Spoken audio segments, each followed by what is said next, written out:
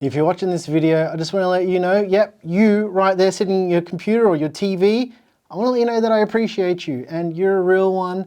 And the fact that you clicked this video makes you an absolute legend. But this video is going to get a bit bumpy, so buckle up because the seatbelt light is on and I'm not switching it off till it's safe. And these are all of the tears of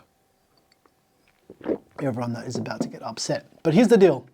The NVIDIA GeForce RTX 5060 Ti launches right now in two flavors. There's an 8 gig version and a 16 gig version. But honestly, yeah, that 8 gig version, it doesn't exist. On top of that, no matter how much time I spend testing, writing, editing, researching, fact checking, etc., etc., etc., YouTube will bury this video and it'll make me feel like I'm wasting my time and that I'm losing my mind. And I probably am at this point, but I told you this was going to be bumpy, so hold on because it's worth it. To add insult to injury, when I started testing this 16 gig MSI RTX 5060 Ti, I encountered so many issues. In fact, I spent more time trying to get this card to actually work than testing the thing. The craziest part is, this isn't the first time this has happened with the 50 series card. I'll circle back to that shortly. This will all make sense in a second. I also realized that I don't have a 16 gig 4060 Ti for comparison. In fact, I've never had a 16 gig 4060 Ti. Okay, enough ranting.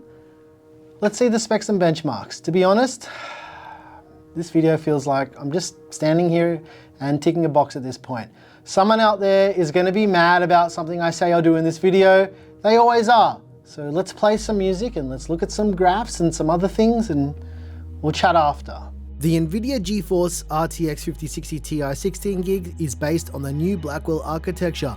This MSI Ventus 2X version has 16 gigabytes of GDDR7 VRAM with a 128-bit wide memory interface. It uses PCIe 5.0 for its interconnect, and for power it uses a single 8-pin PCIe power connector. The 16 gig version of the 5060 Ti will come in at around about $429 US, while the 8 gigabyte version that doesn't really exist will come in at around about $379 US. We all know what MSRP means these days. Sweet bugger all. To test the MSI GeForce RTX 5060 Ti Ventus 2X, I used our AMD Ryzen 7 9800X3D test system. We've used this exact system to test every single GPU for this generation.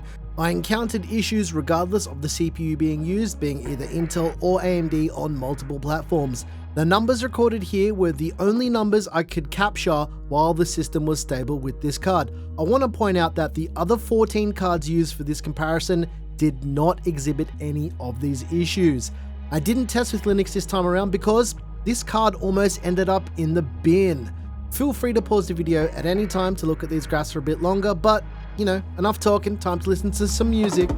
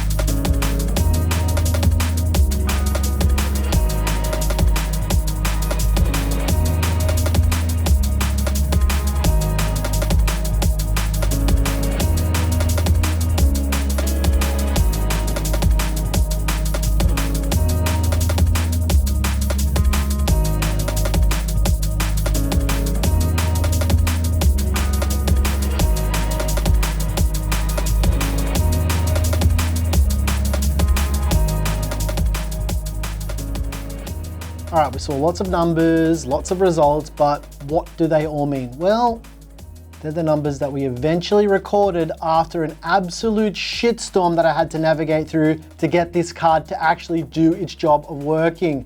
Some people may have noticed that our 5070 Ti launch review was also missing. That's because that card was DOA. Actually, you probably wouldn't have noticed because even if we did make that video, YouTube would have just buried it anyway. Here's the thing, it's not just me saying this, by the way. This is not a woe is me or feel sorry for me kind of thing. You've all told me that you're not seeing our videos even though you search for them, even though you subscribed, and you're also not being recommended our videos. And the numbers on all of our latest videos reflect that. Simple as that, that's simple boy math. The bottom line is, one card having issues is an outlier, but two cards from the same series is a pattern.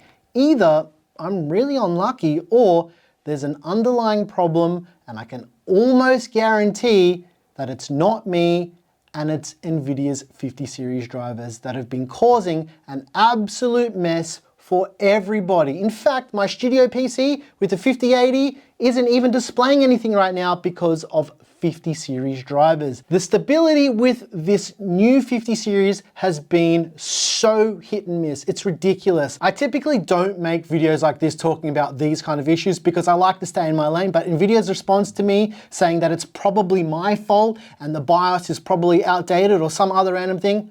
Are you fucking kidding me? Looking back on this, maybe I went a little too hard, but I was very upset when I filmed this. Being unintentionally made to feel stupid is just as bad as being made to feel stupid. I'm apologizing to you guys for this, but maybe I should speak up for myself a bit more in the future. Those were the first things anyone who does what I do does. We check all of that stuff. I've been doing this for long enough, even before starting YouTube, to know exactly what needs to be done to test a GPU. Right? My issue is, if I have to use 4 completely different systems with up-to-date BIOSes and OS installs that are completely up-to-date to make a brand new GPU work out of the box, what chance does a regular person have? Imagine your mate Bob, for instance. He knows enough about computers with a newish system with a BIOS version that's maybe a year old. Let's say he goes down to his local PC store to buy a new 5060 Ti, ready to drop into his system to replace his 4060, only to be disappointed because his OS install is relatively new, everything's up to date, and he's cooked his entire OS because the drivers are beyond unstable. He's lost his awesome desktop wallpaper, all of his cat photos, and he can't even get to the desktop to fix the issue. That's the problem. NVIDIA assumes everyone is an expert. There's a reason I get streamers asking me to build them PCs all the time, guys, right? And this is like not for Gearseekers videos. This is just on the side. Now, here's the thing. I'm not angry at one single person at NVIDIA because honestly, all the people that we deal with at NVIDIA are really good people, and it's not their fault. They're just doing their job. Just like I'm trying to do my job here. However, they do represent the company they work for, and they're my direct conduit to the people who work on these products. So NVIDIA, do better. You used to care about gamers. You used to care about the regular consumers, and now you don't, and you pretend that you do.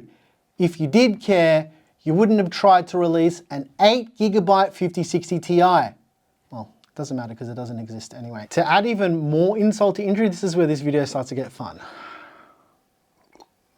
I have this here because I'm talking quite loudly and quite fast, but tech right now feels so stagnant, and with all the crazy stuff going on in the world and the cost of living crisis that we're all going through, unless you're quite literally a billionaire, it feels insane to be talking about another underwhelming NVIDIA 50 series GPU.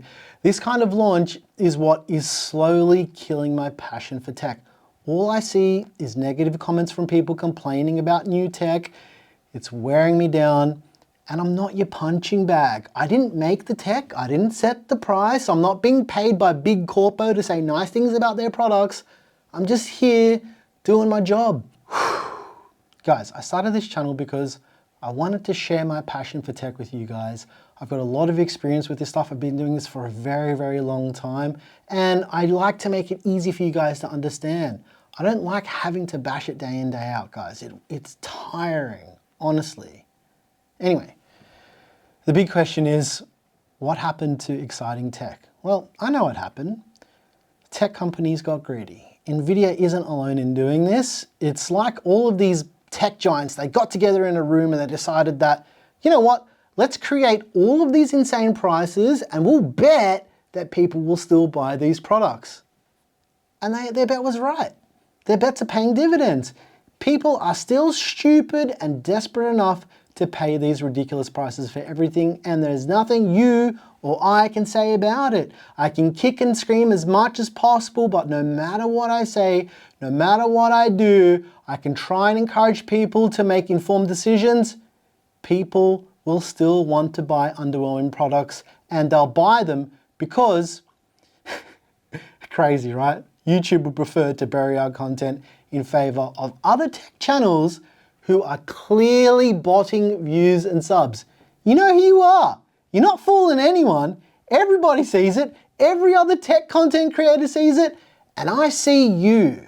I get disheartened every time I have to make a video about recent tech. It's like my video never existed. That's because a bigger channel sees it, they take my idea and they run with it. And again, you know who you are. I've even talked to you about this in person. As you can probably tell, I'm frustrated, and this video will either do well because I'm frustrated, or it will get buried because I'm frustrated, because yeah, the algorithm hates like honest content, and because I talk shit about YouTube and another underwhelming GPU launch, it's probably gonna hide this video as well. The 5060 Ti it's a mess, and I really don't care what other outlets are saying about it, because my experience with this card has been a fucking nightmare. All right, the seatbelt light is off.